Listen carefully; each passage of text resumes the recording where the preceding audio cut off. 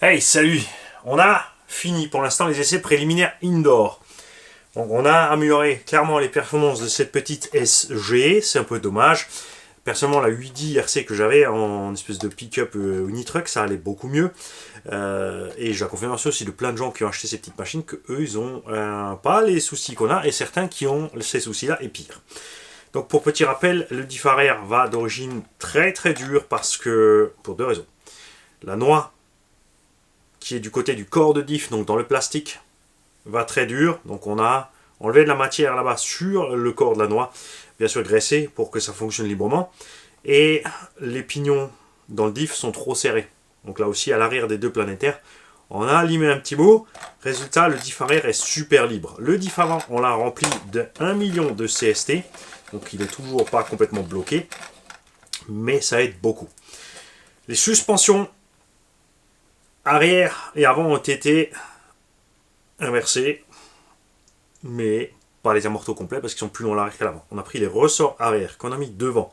Donc j'ai coupé 4 spires sur chacun pour être à la bonne hauteur, parce qu'ils sont plus longues, et les ressorts avant, qui sont beaucoup plus souples, ont été mis à l'arrière avec une cale de précontrainte. Résultat, l'engin, tu vois, est bien souple, tu vois.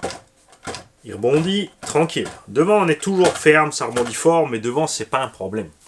Résultat, sur la piste, ça se passe beaucoup mieux. Toujours rien à faire du gyroscope, on l'a mis dans tous les sens, on l'a initialisé à 0. Quoi qu'il arrive, il fonctionne de façon bizarre. Arrivé à 30% des gaz, il se met en branle et la voiture, elle part n'importe comment. Si tu driftes, ça aide parce que tu es toujours à plus de 30%, tu es sur le carrelage, tu glisses, là ça fonctionne. Mais en utilisation normale pour stabiliser le véhicule, marche pas. Pas celui-là. Sur la UDRC, on avait essayé, ça marchait très bien. Donc, c'est pas celui-là qu'un bug ou quoi.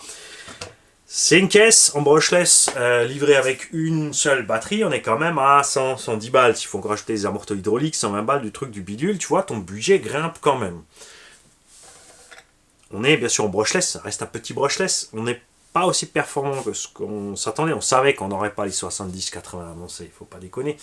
Mais un petit 60, ouais, mais je pense pas qu'on a un petit 60. Et c'est là justement que tu dois bien te poser la question.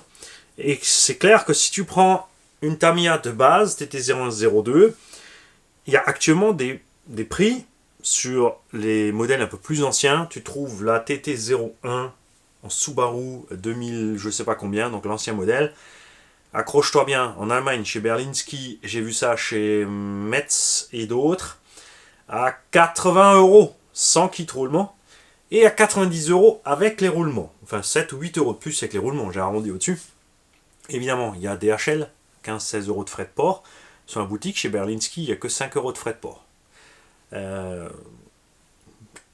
Selon les sommes, après, il faut voir. Il y a aussi, bien sûr, les Autrichiens, comme Lindiger.at, qui est au-delà de 100, 150 ou 200 euros. De toute façon, les frais de port gratuits. Bref, donc tu trouves la caisse complète. C'est un kit à monter, mais avec les kits roulement à 90 balles. Tu as à bord ton variateur qui peut faire charbon et brushless. Attention, brushless, donc il faut prendre le bon moteur. Mais, je vous ai dit, tu peux choper des surpasses à 17 euros, 13 tours 5. Ça va très bien avec le variateur, le TB02S qu'il y a dedans, quelque chose comme ça.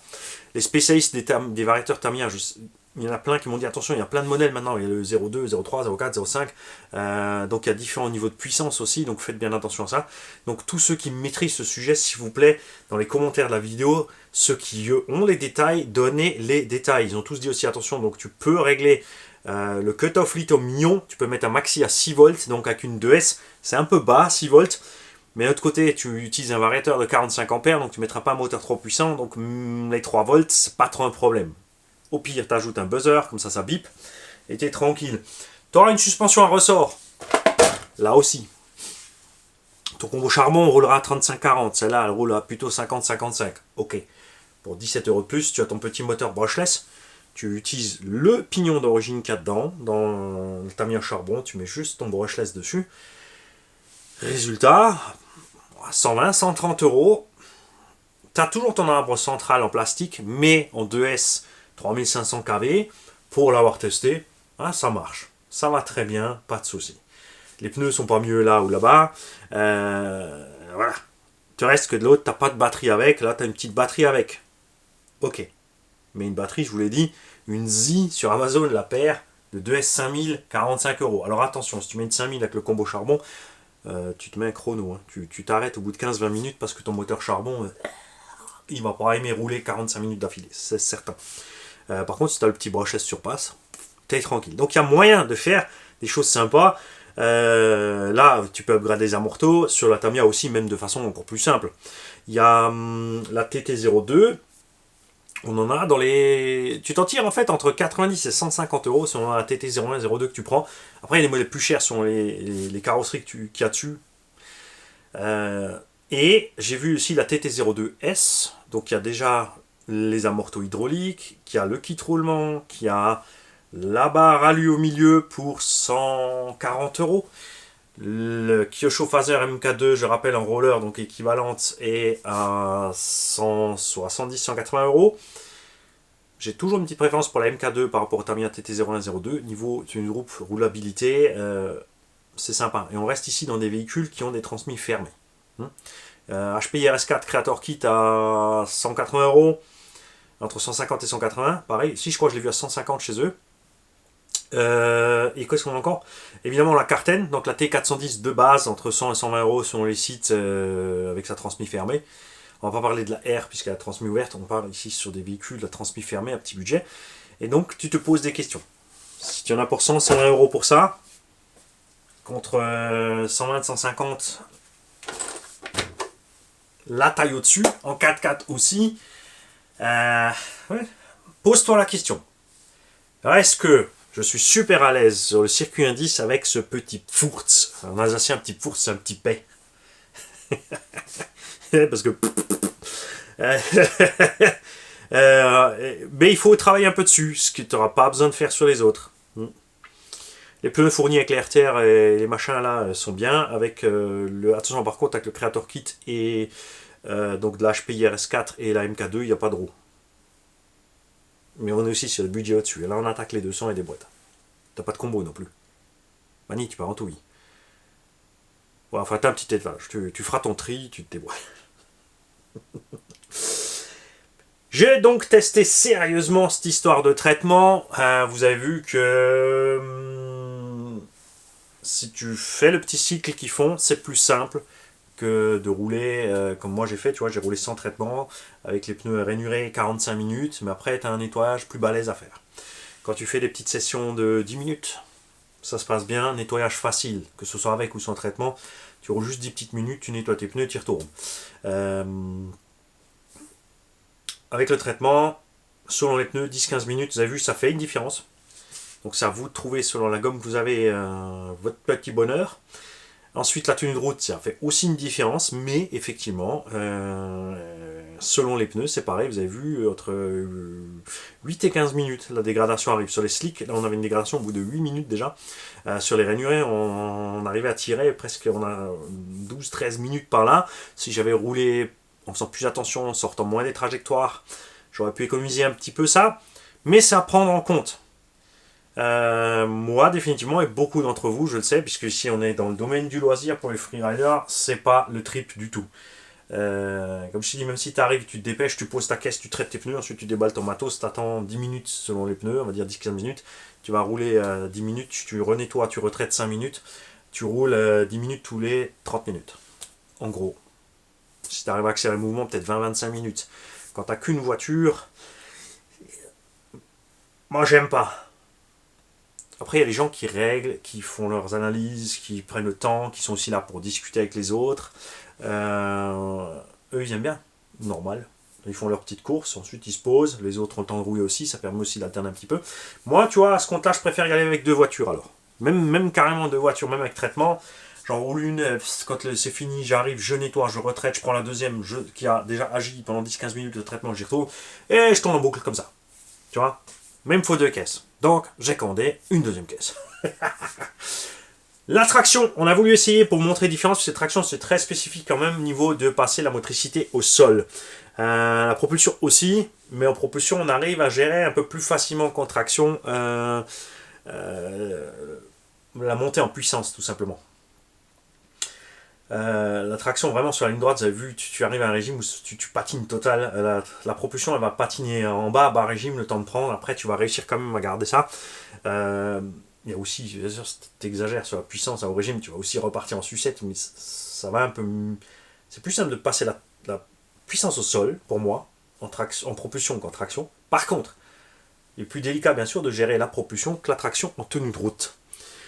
Et dans les deux cas, maintenant pour l'instant on l'a fait en indoor sur l'espèce de moquette type avec le traitement et machin, évidemment tu n'arrives pas à atteindre les performances d'un 4x4, c'est clair.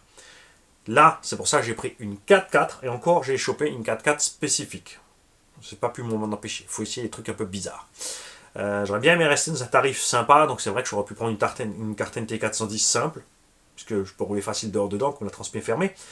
Là, il n'y aura pas besoin en 4x4 de traiter les pneus. Avec les pneus Rainier Ride, ça ira à merveille, c'est clair. Je suis certain que ça ira déjà beaucoup mieux que la traction. Et que même la traction traitée réglée aura du mal à suivre la 4x4 de base. Mais j'ai chopé un 4x4 avec le moteur devant. Mais quand je dis devant, je veux dire devant. Mais en 4x4. Donc, nous allons voir ça. C'est pareil, c'est un modèle de base, c'est pas typé compétition ni circuit, c'est loisir. C'est un peu plus cher. Moi, ce qui m'embête avec les châssis indices, c'est que pour moi, la mesure, c'est au Bao Hyper VT à 250 euros. Bon, maintenant, ça a augmenté 250, 270, mais il y a toujours des sites où tu trouves à 250. 250 euros pour un châssis 1/8 4x4 face à des châssis 1/10, je veux dire, 200, 250 euros, 300 euros, 350 euros. Pour des trucs de base, hein, je parle, tu vois, ça coince. Pour moi, ça coince. Bien sûr, on parle ici d'un châssis à poil, mais aussi sur les indices 250, tu trouves des RTR, mais tu trouves aussi des châssis à poil. Et là, on s'en approche. Et là, tu vois, moi, j'ai un problème de mesure. Hein. Certains, quand tu vois l'efficacité de la Robot Hyper VT,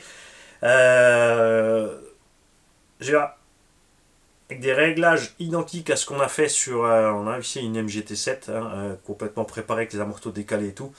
On arrive avec la VT, même avec le Buggy VS. Je l'avais fait, j'ai des vidéos avec le Buggy VS, avec les amortos montés couchés, de l'huile dure dans les suspects et dans les diffs. Avec le VS, je suis à la poursuite des GT8. Un VS d'occasion, RTR 6S, 300 balles. Juste en changeant les huiles, tu colles les GT8. Parce que tu as un avantage par rapport au GT8 en buggy, là je m'étale un petit peu, c'est que tu n'as pas la coque, tu as le poids en moins. Ouais, c'est comme ça. Donc tu te retrouves avec un engin que tu peux tout faire. Tu règles pour aller en TT en moins de 2, tu règles pour aller en piste en moins de 2. Je te parle toujours en mode loisir. On ne parle pas bien sûr de participer à une course de GT8. Là les mecs, vous l'avez vu, il n'y a pas de différence. Il suffit d'aller voir la vidéo de moi en traction non traitée avec mon petit zéro timing face à Spätzle en 4x4 traité. Sur 6 minutes, on parle de 15 tours. Pas de fait, de 15 tours qui m'a fumé. Quand je dis fumé, je veux dire fumé. Oui, je me suis arrêté sur le côté pour laisser passer parce que ça sert à rien de traîner au milieu quand il arrive les gens qui savent rouler. Hein. On fera ça quand même à l'occasion avec Phileas, puisque c'est une idée qui plaît bien à son père. Il a dit ouais c'est vrai, je m'enlève, ça lui permet de faire ses chronos, il a son entraînement sur son circuit, ses trajectoires, mais se retrouver avec quelqu'un qui va ne pas le laisser passer, ça va aussi devoir provoquer des réactions pour passer gauche-droite, sortir un peu de la trajectoire, des habitudes, ça peut aider. Comme quoi, t'as toujours besoin d'un boulet dans la vie. En plus, les boulets, ça va toujours de pair avec un canon. Bah ouais, c'est pour ma Gigi, ça.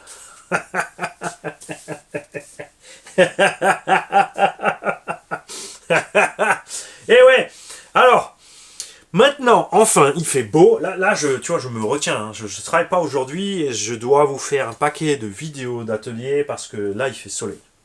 Il fait -3, mais il fait soleil. Mani, il a envie de sortir. Il n'a pas envie d'être là, je te le dis. Mais voilà.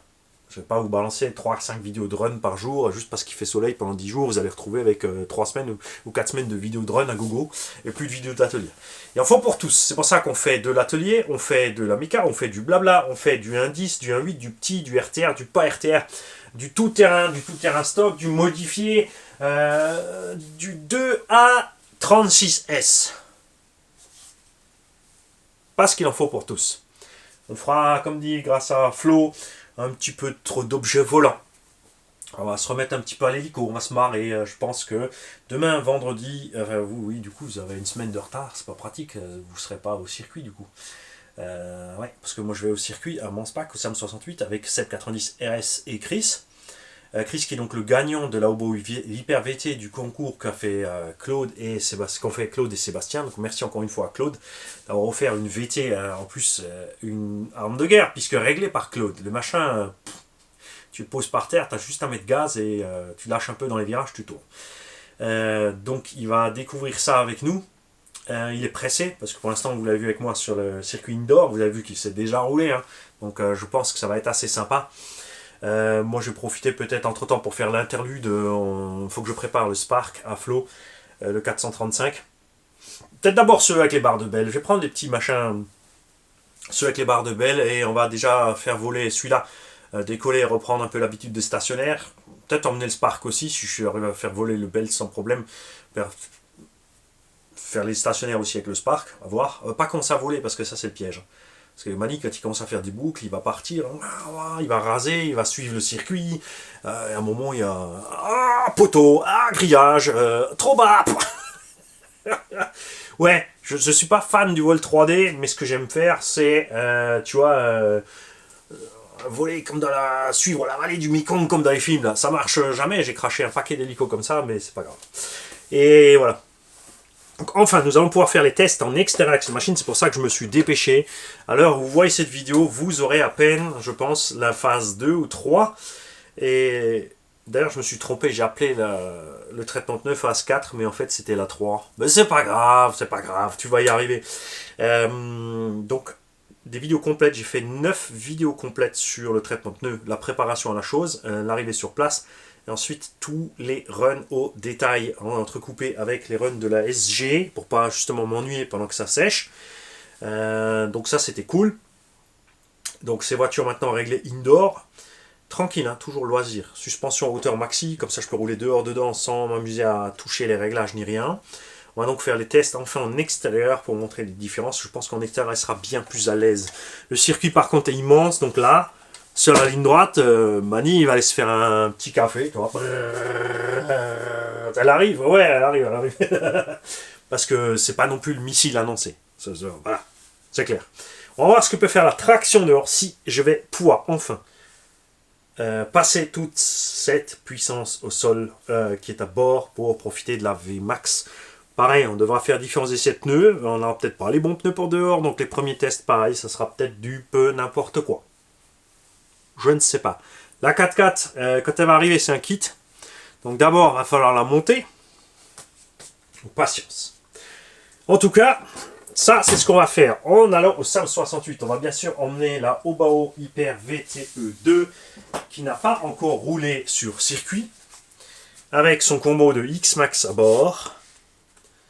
Je sais qu'il y a plein de fans de Arma. Les carreaux sont superbes, Felony, Infraction, compagnie, Limitless. Et même si moi aussi, ça me démange bien sûr d'acheter une Limitless V2. Le fait est que ce châssis est de loin supérieur en tout point.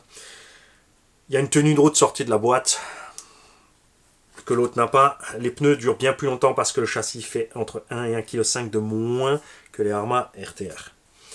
Tu peux mettre la carreau que tu veux, et la seule qui passe pas, c'est celle de la Felony parce qu'elle est trop étroite pour passer sur ce châssis-là.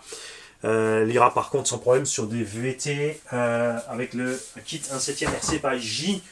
Donc on a vraiment beaucoup de choix. Ce qui me plaît là, c'est la modularité de la répartition des masses. Elle est vraiment, ça vibre pas. Tu peux rouler, grand plaisir. Et attention, chaud devant chez GRP Racing. J'espère que je l'ai mis dans le titre là parce que ça c'est le point le plus important de cette vidéo aujourd'hui. C'est que GRP, contrairement à Sismic, m'a répondu dans les 24 heures à la demande de faire des pneus 1/7. Alors, qu'est-ce que c'est le pneu 1/7? C'est tout simplement des roues plus grandes, puisque les roues Allium standard, même s'ils annoncent 100, ne font que 98. Les anciennes font 96. Et sur les coques modernes, même en 1/8, je veux dire, quand tu prends une 1/8 longue comme la Porsche ou la Hobo avec sa carrosserie de plus ou moins GTR, les petites roulettes là, c'est moche.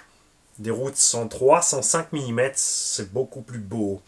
on n'a rien de vraiment efficace dans ce diamètre-là, dans ces tailles-là. On a Louise, mais en soft, super soft, donc uniquement pour froid, humide et jusqu'à 15 degrés. Après, ça se dégrade vite, les Louise. Après, à un moment, tu as aussi un grip latéral bizarroïde qui va te faire catapulter le véhicule. Ça ne va plus, tu ne peux pas tout faire avec ces pneus. Les pneus au bas sont mauvais, les pneus qui sont sur la Serpent LW sont mauvais. On a des chinoiseries qui sont mauvaises. Par contre, la vache qu'elles ont de la gueule. N'est-ce pas? C'est beau quand même. On a essayé d'autres choses, hein, des pneus Carson.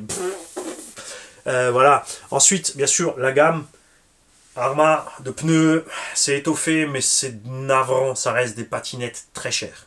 Le prix est descendu. On était à 50 € la paire. C'est descendu à entre 35 et 40 selon les sites, mais ça reste pas bon. Surtout que les engins sont lourds, on bouffe très vite les pneus. Il y a Proline, 120 € le train de pneus. Tenue de route. Voilà, c'est ce que tu reçois. Et les pneus Power Hobbies, c'est pareil aussi, hein, que sur Proline ou Power Hobbies, les mecs ils te donnent zéro réponse. Hein. Eux ils sont bons, ils savent ce qu'ils font, c'est pas grave. Donc pareil, on a une grande gamme de pneus qui sont vraiment, on a des belles jantes, des couleurs et tout ce que tu veux, mais les pneus sont à chier. Nul. Naze. C'est la patinette et tu bouffes les pneus en 2 fois plus de temps. Enfin, c'est bouffé 2 fois plus vite que les pneus qu'on a l'habitude de rouler SP, PMT et GRP. Donc c'est un problème. Et là, dans les 24 heures, figurez-vous que j'ai reçu de Maurizio, c'est le grand patron de GRP Racing, Monsieur Gandini.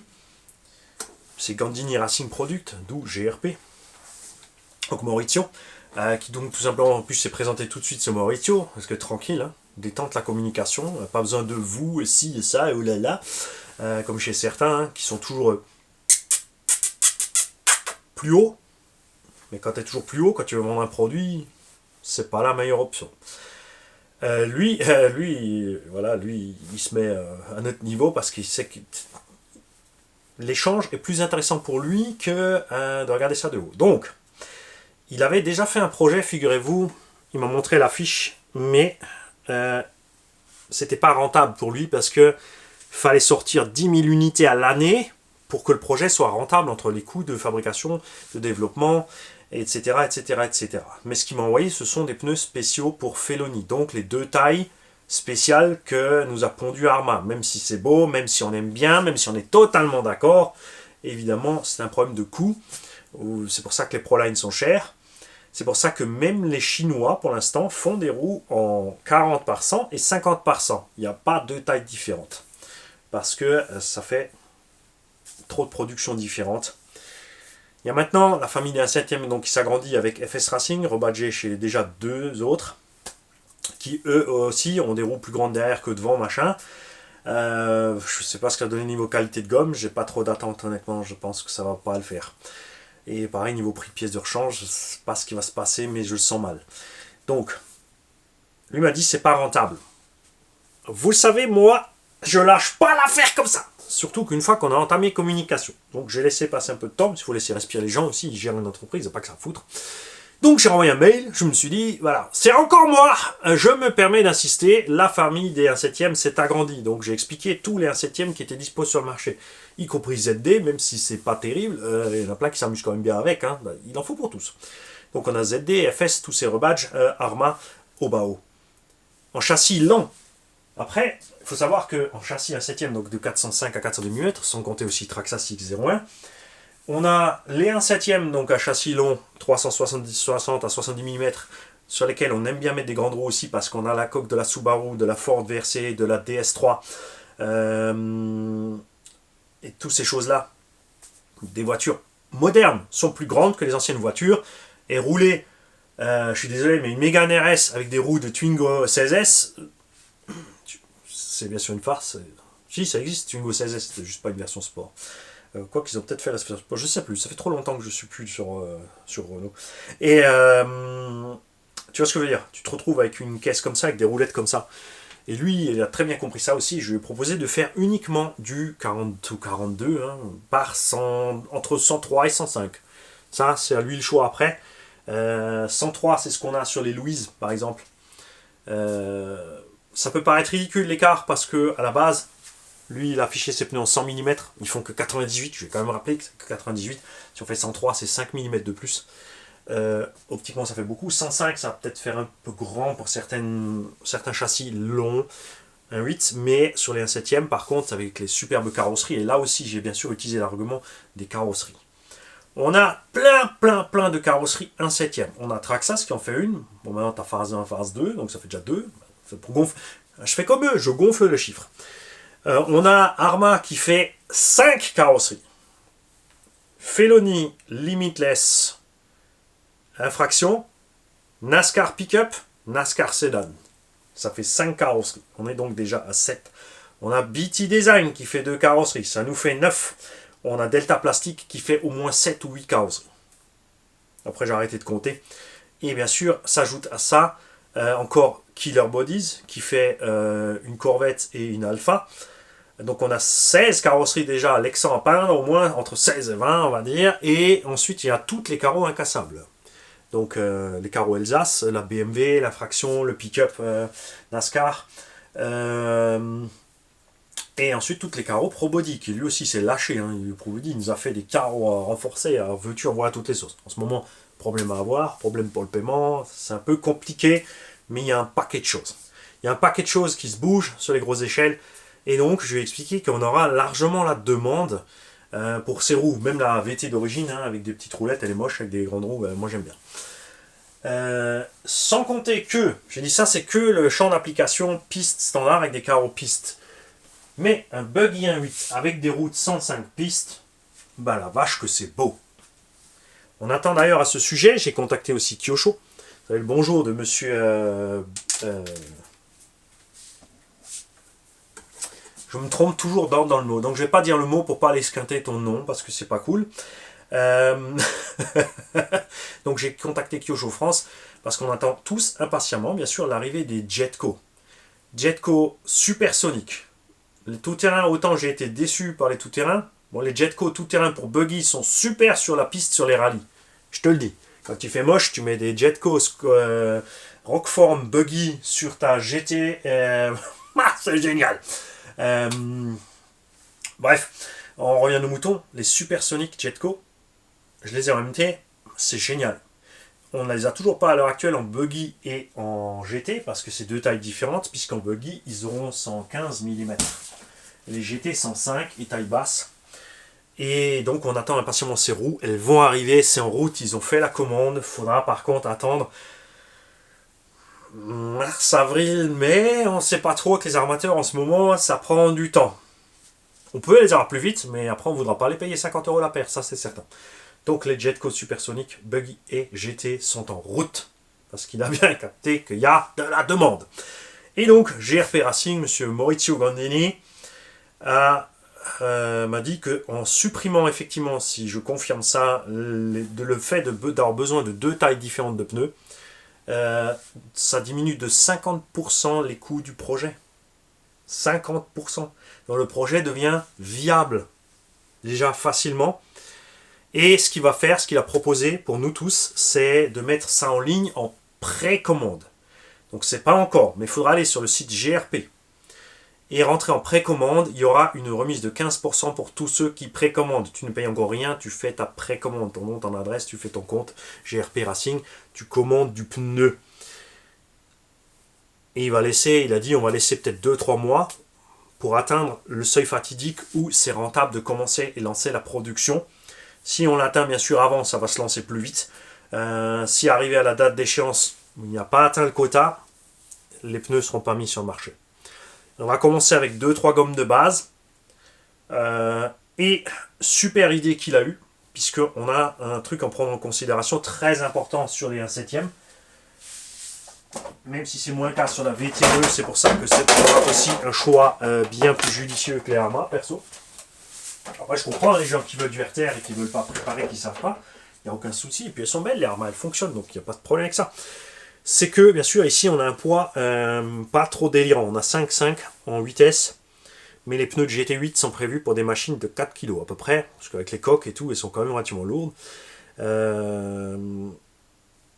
Et donc, elles se dégradent plus vite sur des engins pareils. Sur la VT, vous avez vu, ça passe bien. ça se dégrade quand même beaucoup plus vite qu'en GT8. En roulant loisir, tranquille. Si tu roules, j'agresse, je suis en mode compétition chrono, évidemment. Là, tu crames du pneu dans tous les sens, à gogo, quoi que tu fasses. Et donc, ce qui lui est venu tout de suite à l'idée, ce qu'il a proposé, qui lui semble plus logique, et je suis absolument totalement d'accord avec lui, c'est d'utiliser, pour notre plus grand bonheur, la gomme non pas des GT8, donc pas la gomme XB et XM, mais la gomme des 1/5e. Parce que vitesse de rotation possible beaucoup plus élevée, puisqu'il a bien vu qu'avec ces bébés-là, on roule en 8S et plus. Il parle pas des speedruns, hein, il a bien capté que on a des vitesses de croisière de dingue, avec des autonomies de dingue, puisque les GT8, avec ce qu'ils peuvent faire en 4S, avec les accus de 10 000, ils font des manches de 10. Maintenant, ils ont enfin droit aux 6S, donc je sais pas s'ils ont droit à faire des manches plus longues par contre. Mais il a bien vu que nous, on roule ici 105 km/h, sans forcer, hein, avec des 4S 8000, 35 minutes.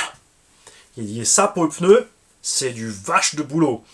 Et donc, il propose de faire ça avec des gommes 1/5e, donc avec 3 duretés. Pour l'instant, des jantes, il a dit le plus fréquent, je pense, il a dit, je suis d'accord avec lui, et puis vous êtes tous d'accord avec ça aussi, c'est les jantes noires pour commencer. Ensuite, il n'y aura aucun problème pour faire du blanc, du doré, ce que vous voulez. Il n'y aura aucun problème, si ça fonctionne, à changer ensuite la dureté des gommes. Et je suis impatient surtout de voir arriver des courses de GT7. GT7, tu ne seras pas obligé uniquement de prendre des châssis en 430, puisque comme je l'ai dit, si tu prends une coque de Subaru compacte sur un châssis de 370, tu es parfaitement à l'échelle avec une Corvette sur un châssis de 405. Quand je dis parfaitement, c'est bien sûr dans les grandes parenthèses. Toujours la discussion de l'échelle, ça reste un truc... c'est approximatif. C'est pour rester dans le ton. Tu vois ce que je veux dire ? Hein? Tout simplement. Je rappelle qu'en parlant de carrosserie, point important aussi, chez Team Undercover, donc tu vas sur Google savoir comment ça s'écrit, Team Undercover, c'est une boîte allemande, c'est des pilotes de compète qui ont fait une boîte, ils vendent des super lipos et ils ont un choix de carrosserie TSP. Pourquoi je t'en parle? Parce que ils ont donc un choix en 360 mm que les autres n'ont pas. BMW, Old School, ils ont la GTR, ils ont la Porsche, ils ont plein de carrosseries 1.7, Audi, tout ça. Et le camion en 325, souvenez-vous, le fameux camion Iron Knight en 1/8 325 mm qu'on a mis sur le Subaru VT, qui avait disparu, on ne le trouvait plus nulle part. Et ben eux, ils ont ces carrosseries TSP en stock, tu peux commander chez eux. Et le prix est encore plus bas qu'avant, parce qu'ils n'ont pas déraillé sur le prix, puisque les autres vendaient le camion 80 € parce que c'est exclusif. Eux, ils l'ont mis à 50 balles. Voilà. Donc si tu veux faire un camion sur une base de 3,25, donc c'est plus un camion 1.8, hein, ça devient un camion quelque chose, un 9. Un 9 pour rouler donc avec les Kyosho 1/9 et les HPI 1/9, tu vois, là tu seras nouveau, tu te retrouves à l'échelle. Approximativement, c'est du jeu, c'est pour rigoler, détendez-vous. S'il y a des spécialistes de l'échelle, ils sont tendus, Bien, donc GRP Racing, grande communication, super sympa, ouvert à nos propositions. Alors, on a échangé ensuite dans la foulée donc 3-4 mails parce qu'il voulait mettre au point le truc et il s'est quand même pris du temps, mais en l'espace d'une heure, on a mis au point le truc en fait. Il m'a posé quelques questions sur les détails justement de ce qu'on voudrait en taille. Donc moi je lui dis après libre choix à lui pour la taille, hein. C'est sûr les largeurs standards c'est du 40-42, donc 40-42 de large. Diamètre entre 103 et 105, ce qui va. Il faut aussi voir que bien sûr ça peut paraître ridicule, mais 1 mm ou 2 de gomme ou de jante en plus sur des milliers de pièces produites, ça fait de l'achat de matière énorme en plus, du poids de transport en plus, des coûts en plus à l'achat derrière. Ça c'est à lui de voir, hein. C'est lui qui gère. Et là on a encore, on va le faire rapidement ensemble aujourd'hui aussi. Ouais, je suis comme ça. J'ai reçu de chez Projo High Tech de la peinture, puisque j'ai une rallye qui arrive. La direction de mon XRT, les triangles bleus qui me manquaient pour un projet là, je vais vous expliquer aussi parce que il n'y a pas ça. Hop là. Les pneus.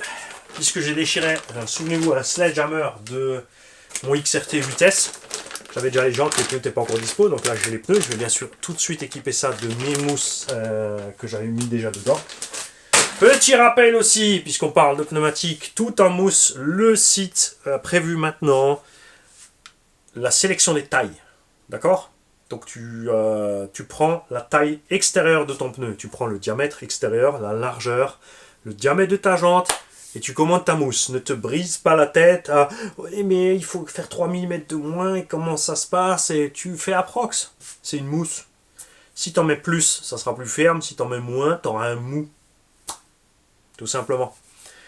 Donc voilà, donc le sélecteur de taille est en place sur le site tout en mousse.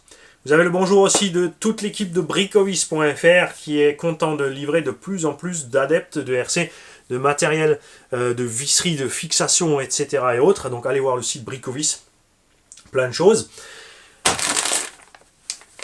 Et maintenant j'hésite. Est-ce que je prépare le deuxième XRT en voie étroite, qu'on puisse tester ça en voie étroite? Ça sera beaucoup plus dur sur la suspecte, donc idéal pour le mode GT.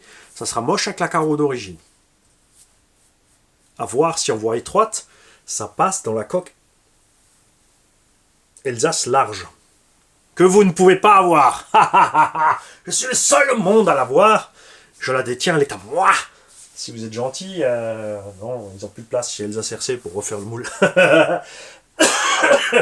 Ou si je repasse, parce que j'ai très envie, bien sûr, de repasser ma cox en étroite. Si je savais déjà au départ, j'ai testé le kit wide pour le tester, parce que plein de gens me l'ont demandé. Je l'ai dit depuis le début, ça me plaît pas. Je vois pas ça. C'est moins confortable à rouler, c'est moins vif. Le kit wide, c'est pas ma tasse de thé. Sur le XRT avec les pneus larges, autant ça passe bien. Pardon, autant sur le X-Max, non, je suis pas fan. Je préfère les triangles d'origine avec plus 15 mm à la limite, pour être le petit poil plus large, selon les pneus que tu montes pour que ça passe ou pas, ou que ça frotte ou pas, mais ça s'arrête là. Donc je sais pas si je vais faire le XRT juste pour délirer vite fait.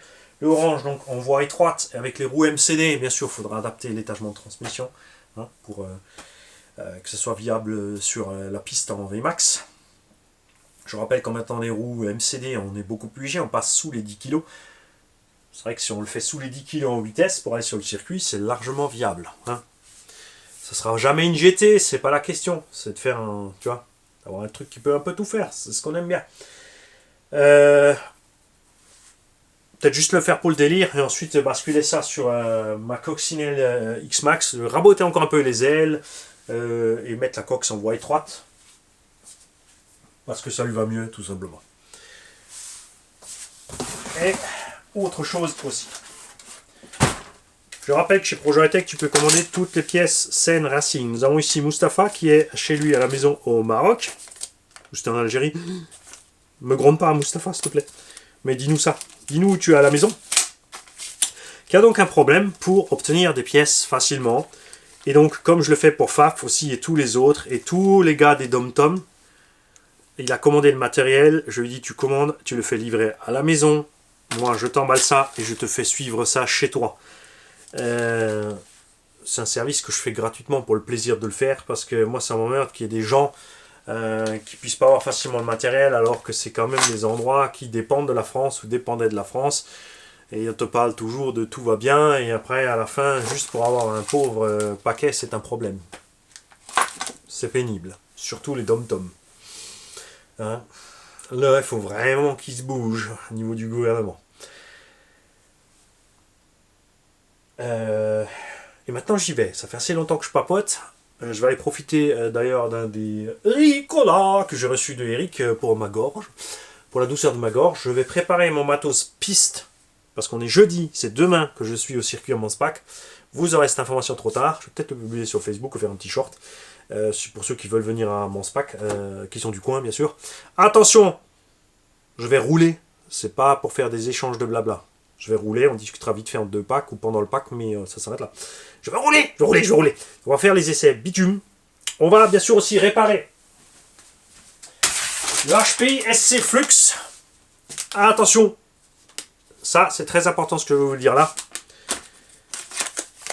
Les gens qui ont acheté le Forza Flux Buggy, surtout, votre Truggy, je sais pas si c'est le cas. Si vous cassez un triangle, vous avez un problème parce que la référence du triangle n'est dispo nulle part. Et je l'ai trouvé à 30 €. Wouhou, 30 € la paire de triangles. Mais ça va pas ou quoi? Ça coûte 11 € un triangle de X-Max, ça fait 22 € la paire. Mais 30 balles, c'est le prix d'une paire de triangles de Arma 1/5. C'est du délire. C'est du délire. Et il faut savoir que si tu prends l'ancienne référence 107 390, et ben elle est disponible parce qu'il y a plein de boutiques quand HP a coulé qui rendent des pièces en stock pour Apache, SC Flux et C1 Flux. Donc ce sont des suspensions, des triangles de suspension avant pour Apache C1 et SC qui se trouvent être adaptables sur les Forza. Il y a une différence puisque ceux-là ont le petit cache poussière au milieu à monter là, c'est le truc à la mode maintenant, ça fait 15 ans que ça existe, au moins 10. Les triangles du Forza sont faits autrement, mais au moins tu peux te dépanner. Et ça, pardon, c'est 11 € chez Miniplan. Eh ouais.